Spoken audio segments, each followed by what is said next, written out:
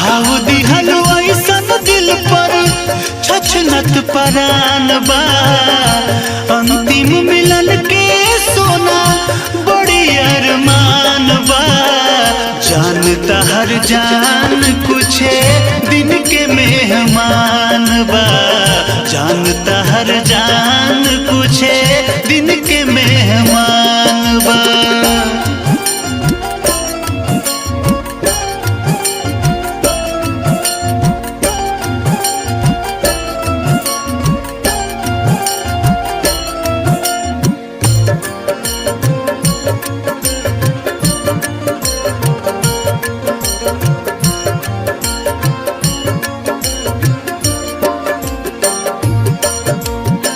मिलबू न तो काहे सपना संजोइला।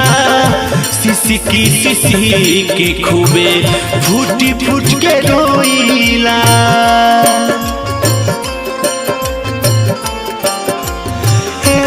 सोना मिलबू न तो काहे सपना सजोइला। सिसकी सिसकी खूबे फूटी फूट के रोइला।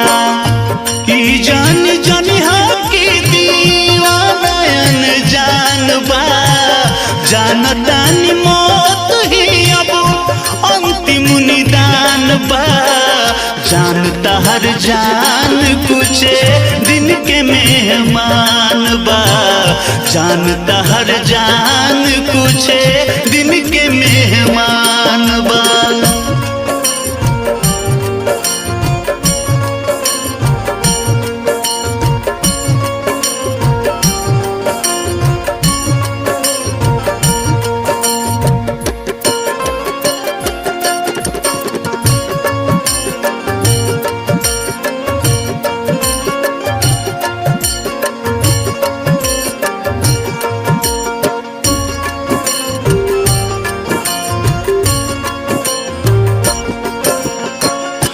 बैदा कहेला फायदा करी ना दवाई।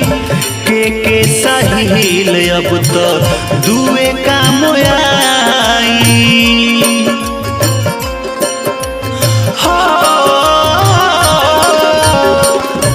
बैदा कहेला फायदा करी ना दवाई।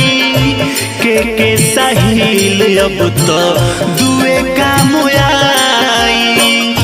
जिंदगी या मौत में अब छिड़ल घमसान बा। बागी बनल सांस के वो लावत शमशान बा।